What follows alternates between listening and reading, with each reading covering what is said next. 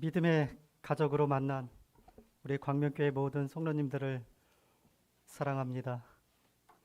가족 안에서 오랜만에 만나도 정이 있어서 사랑이 있어서 반가운데 하늘을 가야 할 믿음의 백성들이 거룩한 안식일을 맞이해서 만난다고 하는 것은 하나님의 큰 은혜요, 축복입니다. 우리 옆 사람과 같이 반갑게 인사하시기 바랍니다. 만나서 반갑습니다. 하늘나라를 같이 갈 소중한 분들입니다. 믿음의 가정, 믿음의 가족이 모인 곳은 늘 기쁨이 있어야 되고 행복이 있어야 되고 하나님의 크신 은혜가 넘쳐나는 곳이라 믿습니다.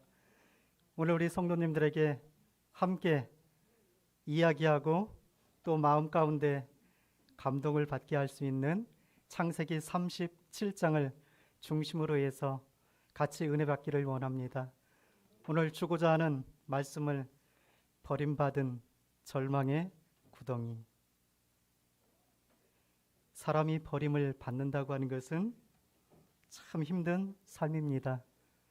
동물들에게도 주인한테 버림을 받았을 때 아무런 힘이 없습니다. 사람이 살아갈 때 버림받았다고 하는 것은 끔찍한 일인 것입니다. 요셉의 삶이 버림받았던 시절이 있었다고 하는 것을 우리 기억하시면서 창세기 37장 1절부터 같이 보도록 하겠습니다. 요셉은 믿음의 가정 안에서 태어났습니다. 아버지가 야곱이었고 할아버지가 이삭이었고 진주 할아버지가 아브라함이었고 믿음의 가정 안에서 자라나는 요셉이었습니다. 신앙의 삶이 대대로 신앙을 계승한 믿음의 가족이었습니다. 아브라함이 부자였던가요? 이삭이 대를 이어서 부유했던가요? 야곱의 삶은 어땠을까요? 야곱의 삶도 가난했을까요?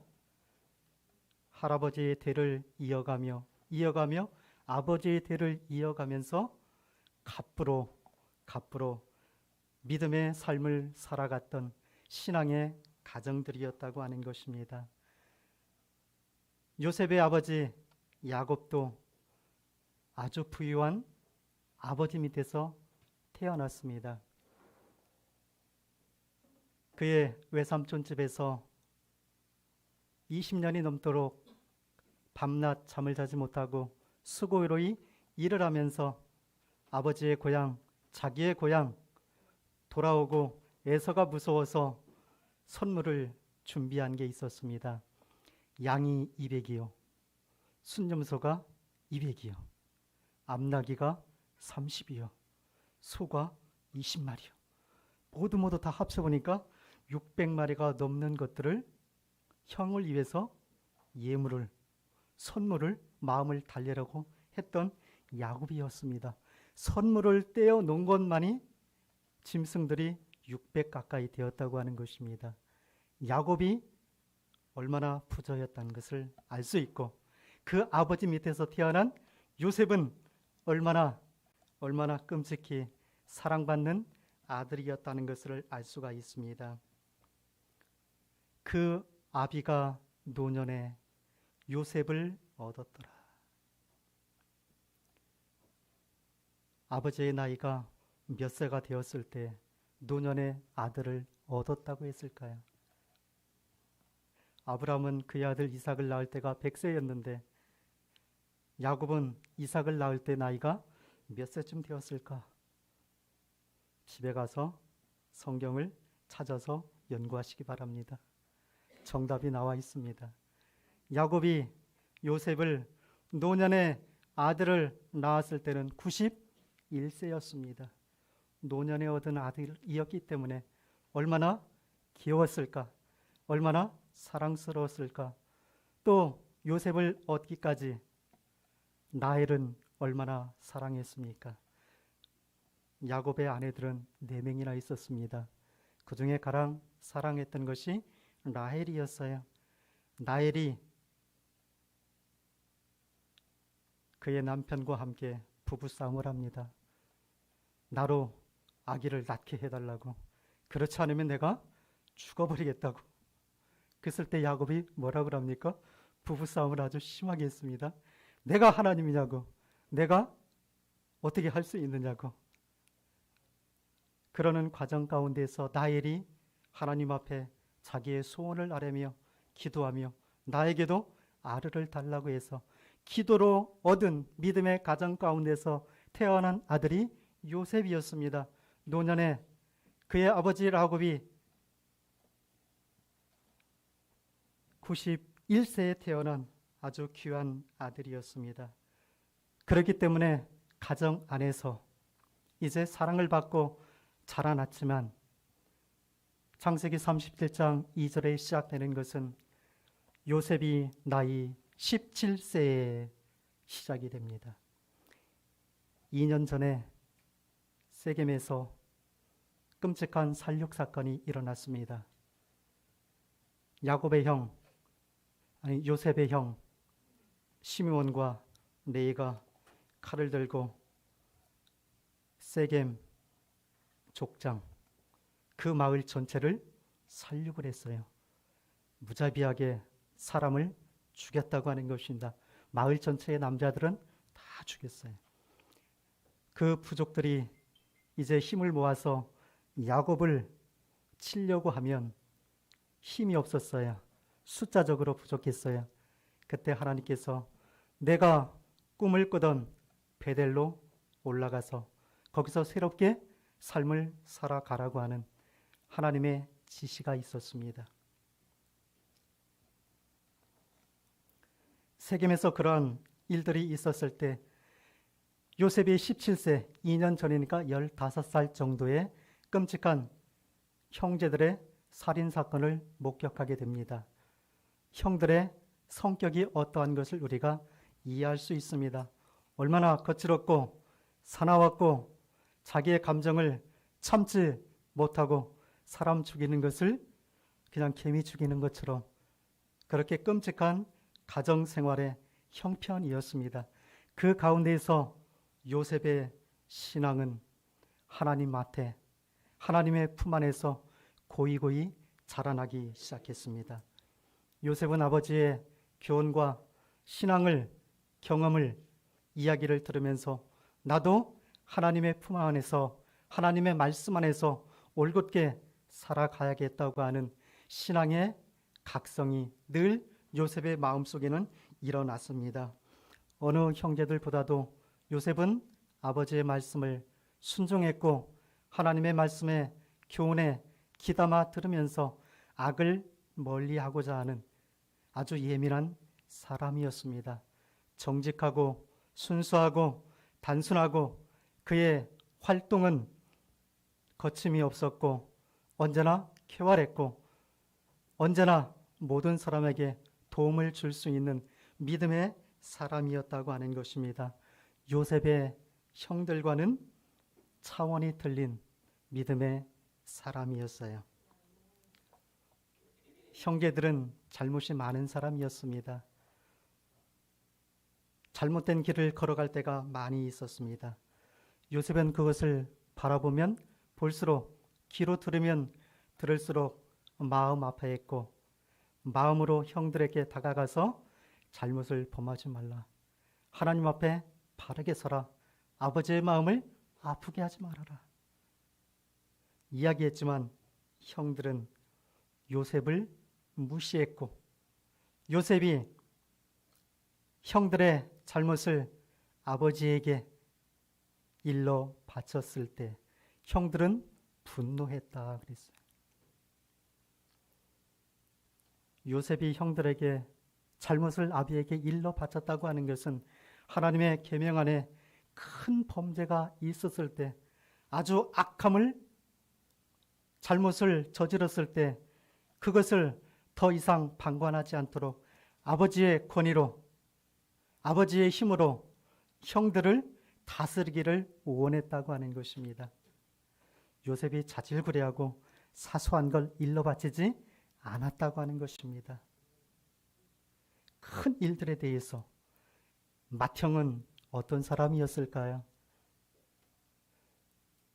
엄마가 있었고, 두 번째 엄마가 있었고, 세 번째 엄마가 있었고, 네 번째 엄마가 있었어요. 세 번째 엄마와 잠자리를 같이 한 것을 누가 알았어요? 아버지가 알았다고 하는 것입니다. 그 모든 큰 잘못들을 하나하나 너무나 범죄가 끔찍하고 잘못이 크었기 때문에 아버지에게 잘못을, 형들의 잘못을 일러 바친 것은 형들은 그것을 요셉에게 분노했다. 참을 수가 없었다고 하는 것입니다. 그들의 시기는 마침내 증오가 되었습니다. 마침내 죽여버리겠다고 하는, 안갚음을 하고자 하는 감정이 너무나 나쁜 쪽으로 흐르고 있었습니다. 17세의 소년 요셉은 아름다운 성품을 갖고 있었다고 하는 것입니다. 그는 단순했습니다. 순수했습니다. 성실했습니다. 도덕적으로 흠이 없는 소년이었습니다. 17세라고 하면 고등학교 2학년 학생쯤 되어 보입니다. 요셉은 노년에 얻은 91세에 얻은 아들이기 때문에 너무나 사랑스러웠습니다. 요셉이 17세가 되었을 때 그의 아버지 야곱은 몇 세였을까요? 91 플러스 17, 108세가 되던 해에 이런 일이 일어났다고 하는 것입니다. 요셉의 나이 17세에 그의 아버지 108세에 이제 이야기가 시작이 되는 거예요. 창세기 37장 이야기는 그렇게 노년에 이루어지는 과정 속에서 이야기가 시작되고 있다고 하는 것입니다. 어머니의 기도로 얻은 아들, 그렇지만 돌아가셨고 너무나 사랑스러운 아들, 어머님의 품을 떠났기 때문에 이제 아버지는 더욱더 아들을 귀히 여기고 사랑했습니다. 특별히 사랑했습니다. 그래서 형제들 못지 아니하게 좋은 옷을 입혀 주었어요. 성경은 단순하게 색동 옷이라 그러지만 화려하게 수놓은 옷이었습니다. 이것은 귀족들, 왕비들이 입는 아주 비싼, 값비싼 옷이었습니다. 요셉의 옷은 발등까지, 손목까지 길게 늘이트린 수놓고 화려한 옷이었습니다. 이런 옷은 일할 때 입는 옷이 아니고 아무 때나 입는 옷이 아니었습니다. 그런데 요셉은 아버지가 선물해준 이 옷을 입었다고 하는 것입니다. 왜 아버지는 우리들을 사랑하지 않고 저 요셉만 사랑할까? 저렇게 좋은 옷을 입혀줄까? 형들의 불만이 가득했습니다. 옷을 입혀 주었다고 하는 것은 옷이 날개처럼 그의 이상과 그의 이엄을 나타낸다고 하는 것입니다. 길에 오고 가면서 거지의 옷과 장사하는 옷과 아주 깨끗한 옷 입은 사람은 우리 성도님들이 봤을 때 그 사람의 품격과 그 사람의 가정 형편이 조금은 드러날까요? 내 손에 명품 백이 들고 가고 샤넬을 들고 가고 좋은 옷, 내 눈에는 보이지 않지만 그분의 품위가 있던가요? 잘은 모르지만 요셉은 가정 안에서 품위가 있었습니다. 좋은 옷을 입었다고 하는 것입니다. 그때 형제들이 시기한 것은 한 가지였어요. 왜 요셉만 저렇게 사랑해 줄까? 요셉이 먹을래. 아버지의 마음 가운데 믿음 안에서 자라나고 아버지의 교훈에 말씀 안에서 쑥쑥 자라나는 요셉을 보면서 앞으로 나의 전 재산은 요셉이 될 거야. 형들은 필요 없어. 참 싹수가 보면 볼수록 범죄에 소굴로 빠져들고 나쁜 길로 빠져들고 속임수만 일삼는 형들에게는 나의 재산을 줄 수가 없구나. 그런 생각을 가졌을 수도 있습니다. 야곱에게 좋은 옷을 주었을 때 형들의 시기한 것은 아버지가 모든 재산을 요셉에게 주면 어떡할까? 장조건에 대한 시기요. 불만이요 폭발을 했다고 하는 것입니다. 옷은 그 사람의 이상과 자격을 드러낸다고 하십니다. 높은 지위를 얻은 것을 간접적으로 표현하는 것입니다. 형들이 무서워했고 형들이 두려워했던 것은 아버지의 재산이었어요. 요셉에게 그 많은 재산을 물려주면 우리들은 어떻게 되는가? 10명의 형들이 있었는데 요셉은 11번째 아들이었습니다. 근데 장자권이 요셉에게 넘어가면 어떻게 될까? 아버지의 모습을 보니까 우리는 아무것도 아닌 것 같아. 우리에게 돌아올 분깃은 없을 것 같아. 그래서 요셉을 늘 미워했습니다. 요셉이 형에게 인사를 한다 할지라도 형 안녕? 형 잘 있었어? 본 채만 채 들은 채도 하지 않고 언제나 요셉에게는 언사가 불평하였더라. 형들은 요셉을 극도로 미워했습니다. 멀리했습니다. 다 이유가 있었습니다. 가정 안에서 한 사람을 귀하게 여겼고 사랑했고 소중히 여겼고 편애한 결과가 아닌가 생각이 들지만 요셉은 그래도 순수했습니다. 철 모르는 소년이었습니다. 어느 날 꿈을 꾸었어요. 내가 밭에 가서 일을 하는데 내 곡식단이 주위에 형들의 곡식단이 섰다가 넙죽 인사를 하더라. 형들의 곡식단이 내 단한테 넙죽 절을 하더이다. 이게 무슨 뜻일까요? 성경 말씀 그대로 내가 우리 형제들의 왕이 되겠느냐? 내가 우리 형제들을 다스릴 수 있겠느냐? 이제 감정이 더 예민해졌습니다. 이제 더 야곱을 미워하기 시작합니다. 아버지가 사랑해줬는데 꿈속에서까지 요셉은 형들이 요셉에게 무릎을 꿇고 절을 하고 인사를 해야 된다고 하는 이야기를 들었을 때 형들의 마음은 불타올랐습니다. 너 때만 대봐라. 기회만 대봐라. 가만두지 않겠다. 거기까지는 좋았는데 또다시 요셉이 꿈을 꿉니다. 이번에는 하늘에 해와 달과 별이 나에게 절을 하더이다. 똑같은 꿈입니다. 요셉에게 절을 했다고 하는 겁니다.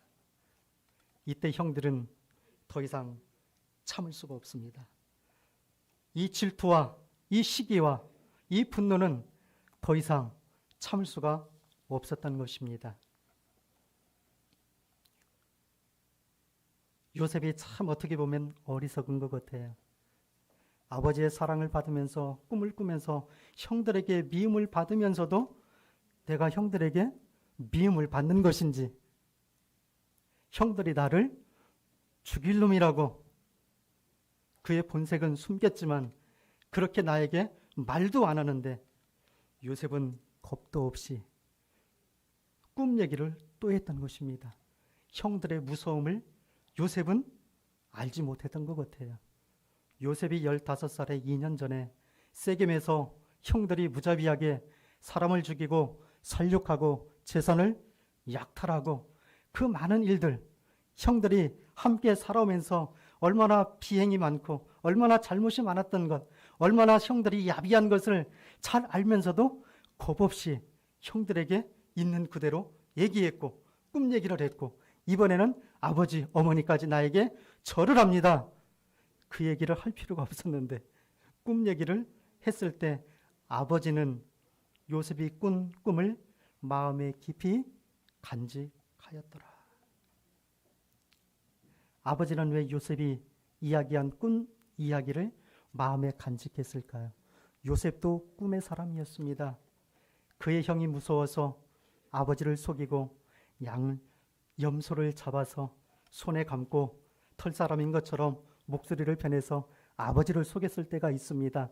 그러면서 형이 무서워 바단 아람으로 도망을 갈 때 베델에서 꿈을 꾸고 하나님께서 내가 너와 함께하리라, 반드시 너를 네 고향으로 돌아오게 하리라.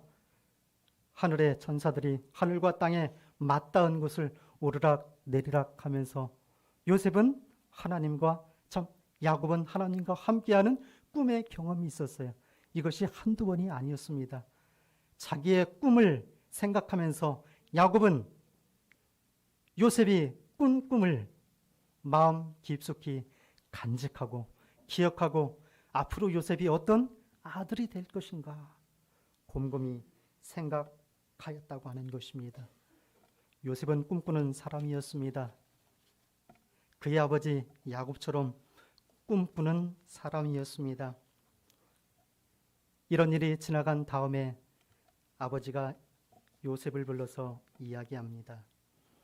너의 형들이 지금 양을 치러 세겜에 가 있지 아니하느냐. 내가 세겜에 좀 다녀와라. 너희 형들이 지금 형편이 어떠한 것인가? 거기서 양을 잘 치고 있는가?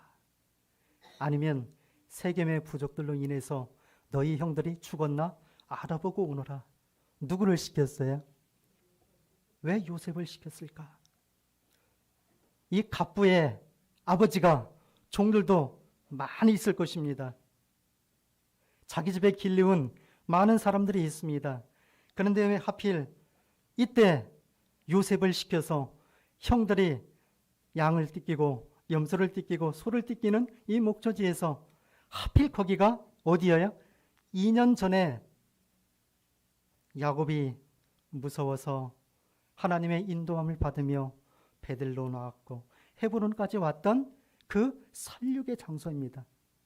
살인의 장소에 형들이 양들을 몰고 소를 몰고 목초지를 향해서 세겜 땅에 간 지가 여러 달이 됐습니다. 아버지의 마음은 아들에게 있었습니다. 우리의 10아들이 지금 어떤 삶을 살아가고 있을까? 거기서 세겜 부족들, 다른 부족들을 합쳐갖고 죽임을 당하지 아니했을까? 형들이 지금 어떠한 이귀에 처해 있는가? 가장 믿을 만한 사람은 종들이 아니었어요. 가장 믿고 아끼고 사랑했던 요셉만큼 정확하고 정직한 것을 알아올 수 있었던 거예요. 그래서 그의 아들 요셉을 보냈던 것입니다. 17세의 소년이 이제 세겜을 향해서 나아가고 있습니다. 헤브론에서 베델을 거쳐 세겜까지의 거리는 100km가 가까워요. 여기서 천안까지의 거리입니다. 걸어가면 일주일은 걸리고 낙이나 말을 타고 갔다면 모르겠어요. 성경은 그런 게 나와 있지 않습니다. 아버지 말씀에 순종해서 그의 형들이 있는 세겜까지 갔더라. 며칠을 걸려서 갔을 것 같아요. 제 생각에는. 배도 고프고 밤에 추위도 있고 짐승들의 무서움도 있었을 것입니다. 어려운 고비를 넘기며 세겜의 형들을 찾아갔지만 형들은 그 땅에 없었어요. 다른 곳으로 옮겼습니다. 26km나 되는 더 먼 땅으로 도단에까지 형들이 양을 띠끼러, 염소를 띠끼러, 소를 띠끼러 이동을 해 나갔다고 하는 것입니다. 그래서 성경은 세겜에서 요셉이 방황하는지라. 요셉이 형들을 어디에서 찾을까? 이리 보고 저리 보고 달려보았지만 형들의 소식을 알 수가 없었어요. 그런데 우연치 않게 어느 한 사람을 만나서 너의 형이 지금 어디로 가는 것을 보았더라? 도단에 가는 것을 내가 보았으니 거기 가면 형들을 만날 수 있을 것이다. 그렇게 이야기하고 기쁜 마음으로 도단을 향해서 요셉은 찾아갑니다. 멀리서 그의 형들이 채색 옷을 입은 수놓고 예쁜 옷을 입고 오는 요셉을 바라보면서 형들이 어떻게 합니까? 37장 20절에는 자, 그를 죽이자. 채색 옷을 입고 있는 요셉이 오는도다. 그의 꿈이 어떻게 이루어지는 것을 우리가 보리라. 요셉은 기쁜 마음으로 형들을 찾아갔습니다. 마음 가운데 부풀어서 이제 형들을 만나는 반가움에 기쁨으로 찾아갔지만 형들은 걸어오고 있는 그 모습을 보면서 꿈꾸는 자가 오는도다. 그 꿈이 어떻게 이루어지는 것을 그냥 죽여번지자. 아주 싹을 잘른 거예요. 절대 꿈이 이루어지지 못하게. 우리가 너한테 절대로 절을 할 수가 없는 거야. 그렇게 하면서 잊고 있던 만남에서 옷을 벗겨버리고 갈기갈기 찢었다고 하는 것입니다. 요셉을 멀리서 보고 가까운 때 악을 도모하는 것은 순식간에 이루어집니다. 좋은 일들을 계획할 때는 시간이 걸리지만 나쁜 일을 계획할 때는 한순간에 이루어져요. 그 10명의 형제들이 뭐라고 그랬어요? 한순간에 자, 요셉을 죽이자. 시기와 질투와 원한은 죽음까지도 불러올 수 있다고 하는 것입니다. 죽음은 잔인한 것입니다. 맹렬한 불같이 한순간에 타오르는 것이 미움입니다. 교회 안에서 미운 사람이 있습니까? 교회 안에서 화를 내본 사람이 있습니까? 마음을 다스려 주시기 바랍니다. 참으시기 바랍니다. 미움을 사랑으로 바뀌어주시기를 바랍니다. 증오가 변해서 사랑으로 감싸주는 광명교회의 모든 성도님들이 되시기 바랍니다. 요셉의 형들은 야곱을 그렇게 감싸줄 수 있는 너그러운 마음이 아니었습니다. 보자마자 저놈을 죽이자 옷을 벗기고 거칠게 욕을 하며 대들었습니다.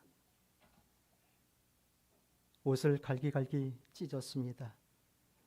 옷을 벗기고 찢었다고 하는 것은 그 형제들의 마음이 어떤 것을 표현 속에 나타나고 있습니다. 인간의 존엄을 짓밟는 것입니다. 인간의 정신을 짓밟는 것이 옷을 찢는 행위인 것입니다. 요셉, 너는 이 채색 옷이 별거 아니야. 너는 귀족이 아니야. 아버지의 사랑받는 아들이 아니야.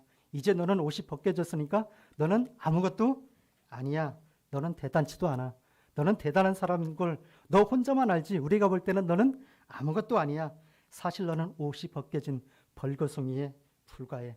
너는 이제 웅덩이, 구덩이에 내던져진 죽을 수밖에 없는 짐승에 불과한 나약한 존재야. 이런 의미가 있었다고 하는 것입니다. 형들의 난동은 요셉의 품성에 대한 반발이었습니다.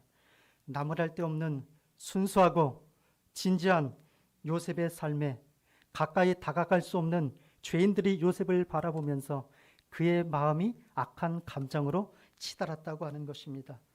도덕성에 대한 하나님의 계명에 대한 반발이었습니다. 요셉은 꿈에 암시된 것 같이 가족 간의 서열과 이상이 바뀔 것을 형제들은 두려워했던 것입니다. 그것을 거부했기 때문에 이제 요셉을 자 죽이자. 요셉을 바라보면서 형들은 늘 부끄러움을 느꼈어요. 그래서 저놈이 내 앞에서 없어지고 사라지고 죽기만 한다면 우리는 떳떳한 거야. 그래서 요셉은 이제 버림받은 절망의 구덩텅이로 빠져들기 시작하는 것입니다. 우리의 인생의 삶 속에서 옷이 벗겨진다고 하는 것은 참 수치스러운 일입니다. 옷이 벗겨지는 것은 전쟁통에 참 많은 일들이 일어납니다. 끔찍한 일들이 일어나요. 아우슈비츠 2차 전쟁 대전 때 사람이 포로로 끌려가면 사람들의 옷을 다 벗깁니다. 그렇게 하면서 내 몸에 난 터럭이란 터럭은 다 밉니다. 내 몸에는 아무것도 없이 만들어요. 그것이 수치심을 느끼게 하는 것입니다. 제가 눈이 보면 보고 귀로 들으면 들을수록 너무나 끔찍한 영상을 어느 친구가 하나를 보내주었어요. 영상 가운데 러시아 군인들이 우크라이나의 한 애띤 소녀인 것 같아요. 잡아다 놓고 얼마나 끔찍한 일들을 저지르고 있는지 토치카로 불을 켜갖고 머리를 다 태워. 위에서 그냥 뭐라고 그럴까 성냥충만한 돌멩이를 다리를 눕혀놓고 그냥 위에서 때려 번지고 아주 끔찍한 그런 영상을 보면서 제가 기도했습니다. 하나님, 전쟁이라고 하는 것은 벌거벗긴 상태에서 이렇게 끔찍한 일을 저지르는 이 악행들이 너무나 끔찍합니다. 볼 수 있습니다. 하나님, 이 어린 소녀를 살려주십시오. 너무나 안타깝습니다. 요셉의 삶이 그런 삶이었어요. 이제 벗겨지고 찢겨지고 웅덩이에 던져지고 욕설을 먹으면서 얼마나 요셉은 형들에게 눈물을 흘리며 애원했던가요. 형님들, 제발 나를 살려주십시오. 제발 나를 살려주십시오. 내가 다시는 아버지한테 해서 잘못을 일러 바치지 않겠습니다. 형님들 앞에서 제가 잘난 척 절대 하지 않겠습니다. 제발 나를 살려주십시오. 그런데 형들은 들은 채도 하지 아니했고 구덩이에 집어 던져 넣었다고 하는 것입니다. 이제 절망 가운데에서 죽을 수밖에 없는 요셉의 운명이 처해 있습니다. 구덩이에 던져진 것은 인간의 힘으로 나올 수 없는 깊은 구덩이였어요. 최소 5m에서 10m 깊이의 웅덩이 구덩이였습니다. 사람의 힘으로, 혼자의 힘으로는 나올 수 없는 그런 구덩이에 빠졌을 때 형들은 뭐라고 그럴까요? 르우벤이 제의를 했죠. 큰형 르우벤이 요셉은 우리의 형제니까 죽이지는 말자. 죽이지는 말고 구덩이에 던져서 거기서 죽게 하자. 우리가 때려서 칼로 피를 흘리기는 하지 말자. 맏형인 르우벤의 말을 듣고 형제들이 구덩이에 집어 던졌습니다. 르우벤은 왜 이런 말을 했을까? 하나님의 섭리라고 생각이 듭니다. 요셉을 가장 미워했던 사람이 있었다면 누군 것 같아요? 우리가 생각할 때. 예? 요셉을 가장 싫어했던 사람이 있으면 누구인 것 같아요? 제가 볼 때는 르우벤, 맏형인 것 같아요. 큰 잘못, 부끄러운 잘못을 저질렀을 때 요셉이 그것을 누구에게 일렀다고요? 아버지한테 일러서 큰형의 비행이 잘못이 드러났다고 하는 것입니다. 그런데도 큰형은 피는 흘리지 말자, 죽이지는 말자, 기장 구덩이에 던져서 굶든지 그 안에서 어떻게 되든지 좀 시간을 끌어볼 생각이었습니다. 그런 시간이 지난 다음에 구덩이 속에서 요셉은 형들의 이름을 불러가면서 애걸을 합니다. 제발 나를 살려주십시오. 이 구덩이에서, 이 죽음 가운데에서 나를 살려줘. 내가 지금 며칠 동안 짐승을 피해서 힘들게 형을 만나러 왔는데 형님들 다 배도 고파. 나 죽을 것 같아. 나 무서워. 나 좀 살려줘. 근데 형들은 그걸 들은 척도 안 했는데 르우벤은 잠시 그 자리를 피해 나아갔을 때 형들에게 저놈 살려두면 안 될 것 같아. 저놈 죽여야 될 것 같아. 또 그런 소문이 서로 의견들이 오고 갈 수도 있었을 것 같아요. 그때 넷째 형 유다가 하나의 제안을 합니다. 요셉은 저기서 저렇게 굶겨 죽이지 말고 요셉을 팔아번지자. 그때 미디안 상인들이 오는 모습을 보고 요셉을 구덩이에 꺼내서 요셉을 팔아번지자. 노예로 팔면은 제가 이제 노예로 팔려갔기 때문에 다른 나라로 나가기 때문에 우리들의 왕이 될 수도 없고 우리 가족 안에서 서열이 1위가 될 수도 없고 장자 재산도 물려받을 아무런 것도 없으니까 우리가 요셉을 팔아 번지자. 신약이나 구약이나 유다 그러면 똑같아요. 구약의 유대는 요셉을 팔자고 그랬어요. 신약의 예수님의 제자 유다는 예수님을 팔자고 그랬어요. 어떻게 똑같은지. 이 말을 듣고 노예가 은 20에 팔았다고 하는 것입니다. 버림받은 요셉, 팔아넘긴 요셉. 그의 운명은 앞으로 어떻게 될 것인가? 팔려가면서 요셉은 일순간에 단 몇 시간 안에 하나님을 바라보았습니다. 아버지와 함께했던 그 긴 17년의 세월 동안 어려서부터 들었고 배웠고 하나님의 교훈에 귀를 기울였던 것을 잊지 않았습니다. 야고보 생애 가운데서 아버지의 삶 속에서 나도 이러한 경험이 있었단다. 나도 이러한 어려움이 있었단다. 나도 외삼촌의 이런 속임을 당했단다.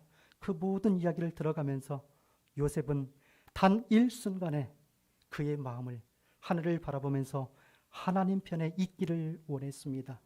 평생 고치지 못할, 형들과 함께 있으면 고치지 못할 그의 생활이 일순간에 환경의 변화로 인해서 바뀌어졌다고 하는 것입니다. 그는 버림받은 구덩이 가운데에서 뛰어넘어 하나님과의 올바른 관계를 맺기 시작했습니다. 우리의 삶 속에서도 실패할 때가 있습니까? 부끄러워할 때가 있습니까? 잘못을 저지를 때가 있습니까? 아니면 가족으로부터 버림받은 경험이 있습니까? 친구로부터, 직장에서 버림받은 경험이 있습니까? 교회 안에서 내가 믿었던 가장 가까운 집사님, 장로님으로부터 버림받은 경험이 있습니까? 나는 손가락질을 받으면서 부끄러운 일들이 있습니까? 하나님을 바라보시기 바랍니다. 요셉은 이 기회 가운데에서, 그 죽음의 가운데에서 노예로 팔려가면서 단 한순간에 하나님을 바라보았다고 하는 것입니다. 버림받았다고 하는 것은 하나님의 은혜가 필요합니다. 버림받았고 절망 가운데 빠졌을 때, 우리가 목말라 할 때 하나님의 은혜가 필요한 것입니다. 지금 우리는 버림받은 사람 가운데 혹 처해 있는 분이 계실지도 모르겠습니다. 하나님의 은혜를 받으십시오. 하나님을 새롭게 바라보십시오. 심지어 어려움을 처했을 때, 절망 가운데 처했을 때 믿음 가운데에서 하나님은 어디 계십니까? 하나님은 어디 계십니까? 절망 가운데 빠져 있을 때라도 하나님은 우리를 영접하십니다. 하나님은 우리를 사랑하십니다. 시편 27편 10절에는 이렇게 이야기하고 있습니다. 내 부모는 나를 버렸으나 여호와는 나를 영접하시리라. 요셉의 삶은 절망 가운데 깊은 구덩이에 빠져 있을 때 하나님을 발견한 믿음의 사람이었습니다. 오늘 우리 광명교회 모든 성도님들은 절망 가운데 빠져 있을 때, 누가 나를 미워할 때, 불만이 쌓일 때 하나님을 바라보시는 신실한 믿음의 백성들이 되시길 바랍니다.